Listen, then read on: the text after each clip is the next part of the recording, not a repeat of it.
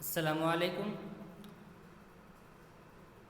Students, میں دانش حماد شعبہ Urdu Tata college کولہان university چائباسا سے آج آپ کے سامنے یو جی سیمسٹر 5 کے ڈی ایس سی 2A یعنی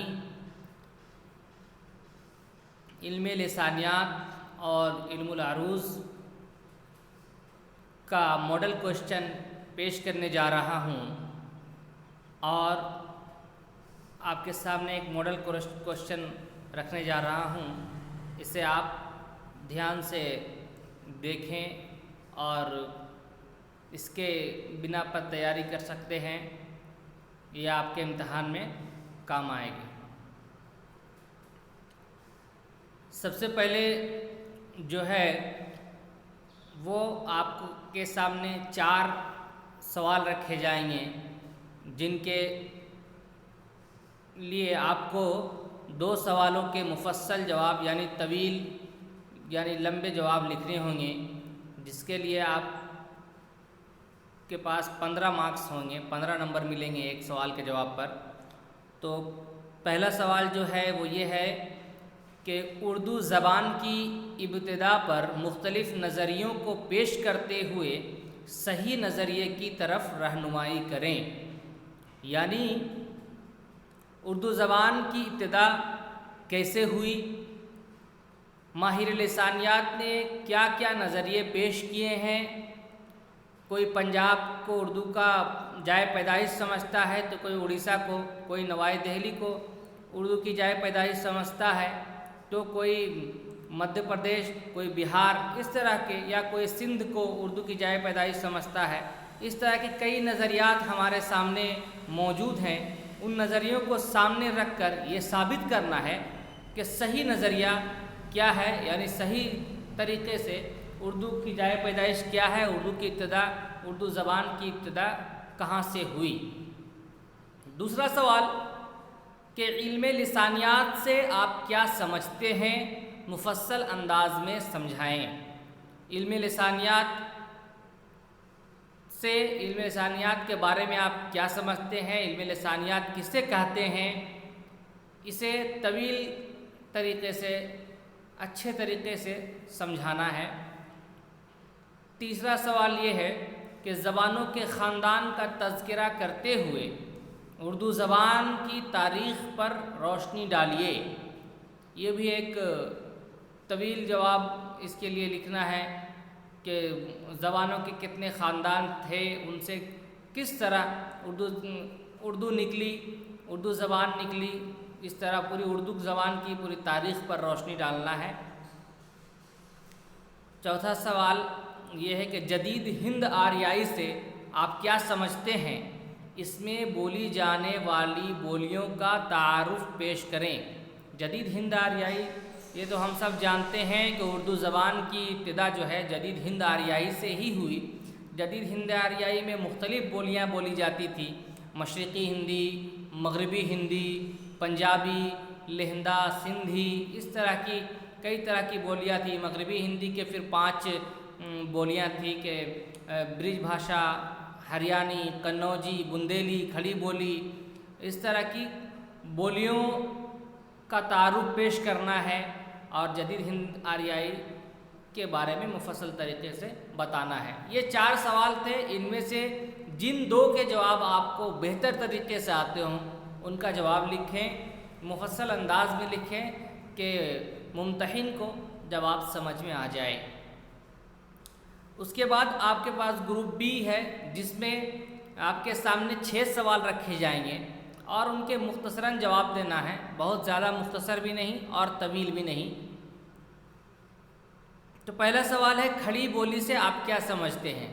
کھڑی بولی کسے کہتے ہیں، اس میں کس طرح کی بولی بولی جاتی ہے، اس کا جائزہ لینا ہے مختصر طور پر. دوسرا سوال یہ ہے کہ مغربی ہندی کی سب سے اہم بولی برج بھاشا ہے، وضاحت کریں. مغربی ہندی میں 5 بولی ہے. 5 بولی میں کھڑی بولی، برج بھاشا، ہریانی، قنوجی، بندیلی ہے. اس میں ماہر لسانیات نے برج بھاشا کو اہم بولی کہا ہے اس کی وضاحت کرنا ہے، اس کی تعریف کرتے ہوئے اور کیوں اہم ہے وہ بتانا ہے۔ تیسرا سوال ہے، نواحِ دہلی میں بولی جانے والی کسی ایک بولی پر نوٹ لکھیں۔ نواحِ دہلی میں یا دہلی کے اطراف میں، آگرہ، دہلی، متھرا، ان جیسی جگہوں میں کون سی بہت ساری بولیاں بولی جاتی تھی، ان میں سے کسی ایک بولی پر نوٹ لکھنا ہے، اس کے بارے میں لکھنا ہے۔ چوتھا سوال ہے کہ مشرقی ہندی سے اپنی واقفیت کا اظہار کریں۔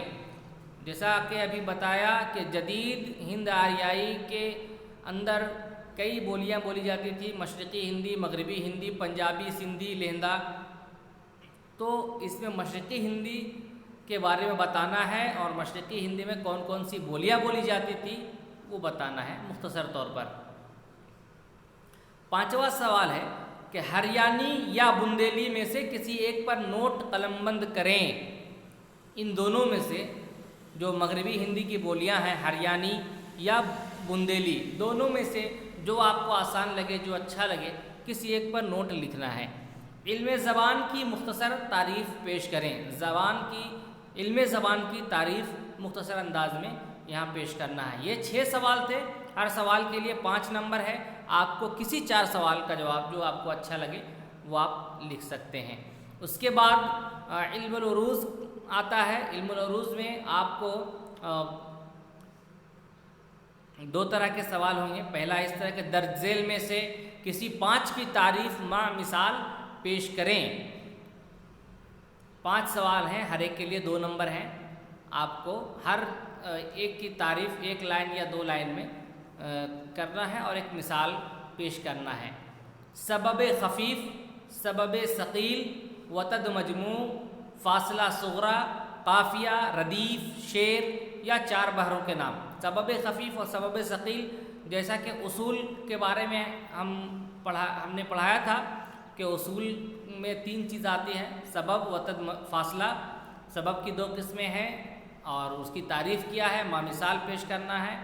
کسی 5 کی یہاں پر تعریف پیش کرنا ہے۔ وتد مجموع کسے کہتے ہیں، فاصلہ صغرا کسے کہتے ہیں، قافیہ کسے کہتے ہیں، ایک شعر لکھ کر کے اس میں قافیہ کیا ہے وہ بتانا ہے۔ ردیف کسے کہتے ہیں، ردیف کی تعریف کرنے کے بعد ایک شعر لکھ کر کے ردیف کیا، اس میں کہاں پر ردیف ہے اس کو ہائی لائٹ کرنا ہے یا نیچے لکھنا ہے کہ ردیف کیا ہے۔ پھر شعر کی تعریف کرنا ہے، شعر کسے کہتے ہیں اور ایک شعر مثال کے طور پر لکھنا بھی ہے۔ یا پھر 4 بحروں کے نام۔ آپ کو علم العروض میں 8 مفرد سالم بحروں کے بارے میں بتایا گیا ہے، ان میں سے کسی 4 بحروں کے نام آپ کو یاد ہیں تو آپ اسے لکھیں۔ اس کے بعد ایک سوال ہوگا جس کے لیے 10 نمبر ہوں گے، وہ یہ کہ مندرجہ ذیل اشعار میں سے کسی ایک شعر کی تقطیع کر کے بحر کا نام بھی لکھیں۔